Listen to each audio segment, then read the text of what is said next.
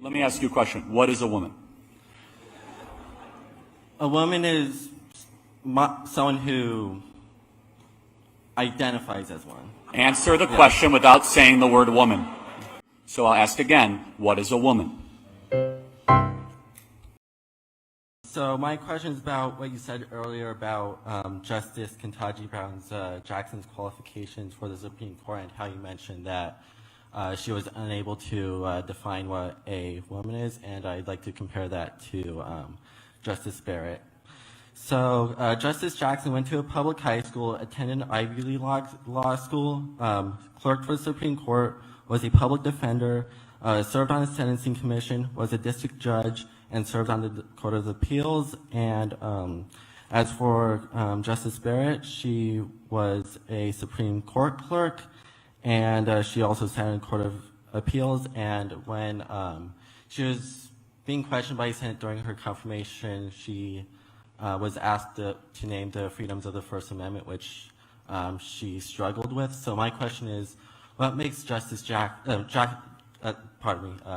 Justice Barrett more qualified than Justice Brown? First of all, what does your shirt say? I can't see that. Trump 22, 24 years in prison. Oh, okay, Yeah. Got it. Yeah, got it. But we could talk about that in a second. I was like seeing double. I was like, are you a Trump fan or not? Because, yeah, obviously not. Yeah, I mean, by the way, how is Ketanji Brown Jackson's Ivy League credentials impressive if she got in with affirmative action? Why is that impressive? And by the way, Amy Coney Barrett did her entire hearing without a shred of notes in front of her. You remember that? She had nothing but a notepad, all from memory. Ketanji Brown Jackson, I will just ask you, do you think it's important that one of the 9 people determining the most important interpretation of our laws knows what a woman is?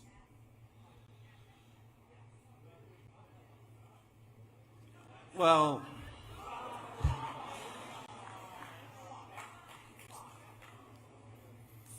right. Well, my counter to that is that we shouldn't really be seeing the world in black and white.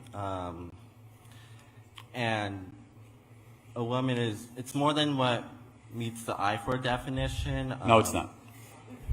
No, we should see the world through male and female. Yeah. Why? Definitely. Well, why?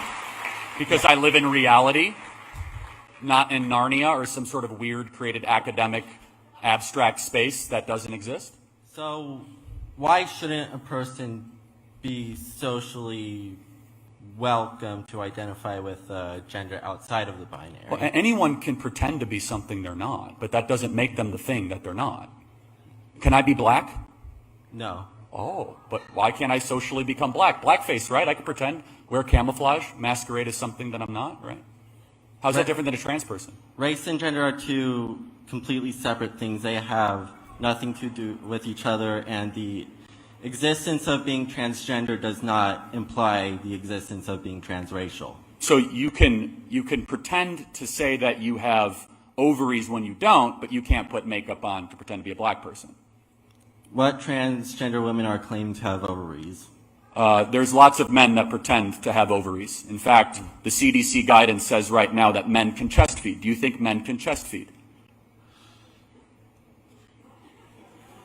That's not the sole criterion for being. So let me ask you a question. What is a woman? A woman is someone who identifies as one. Answer the question without saying the word woman. You can't say the word woman. That's called circular reasoning. It's like saying a tree is something that looks like a tree. So I'll ask again, what is a woman? A woman is a person who lives a lifestyle aligned with feminine characteristics, not necessarily your chromosomes or your genitals. So someone who just wears a dress. So what you are doing is you are reducing womanhood to a costume.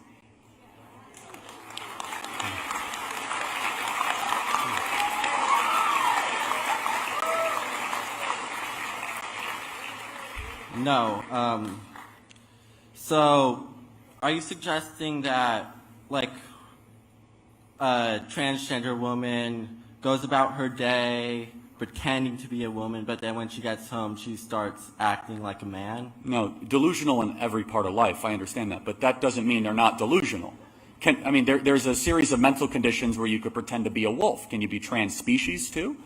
Does your own mental condition dictate external reality, yes or no? Not necessarily. Okay, then why do you believe that a biological man can become something that he is not? Because he thinks it. Because gender is not interchangeable with sex.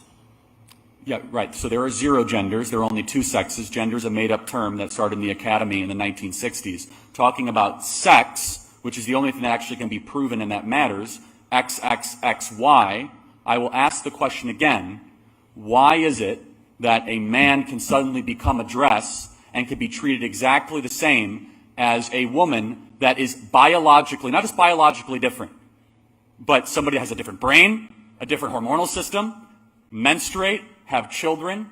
I'll be very honest with you. It is so unbelievably insulting to women to have men have to lecture that all it takes is some weird dude with testosterone can put makeup on, wear a thong and a dress, and he suddenly becomes a woman.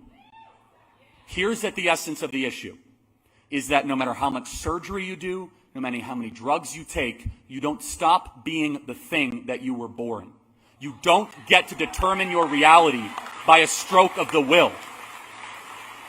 I don't deny for a second that the trans person thinks that they are. Certain people think that they're younger than they are. Some people think they're taller than they are. Some people think they're richer than they are. Some people think they're innocent when they're not, like Bob Menendez. There's plenty of delusional people in this world. It's up for society to say no to the delusional and yes to reality. It is for us to not allow us to be reined under the tyranny of somebody's imagination. Do you have a response? And then we'll wrap it up.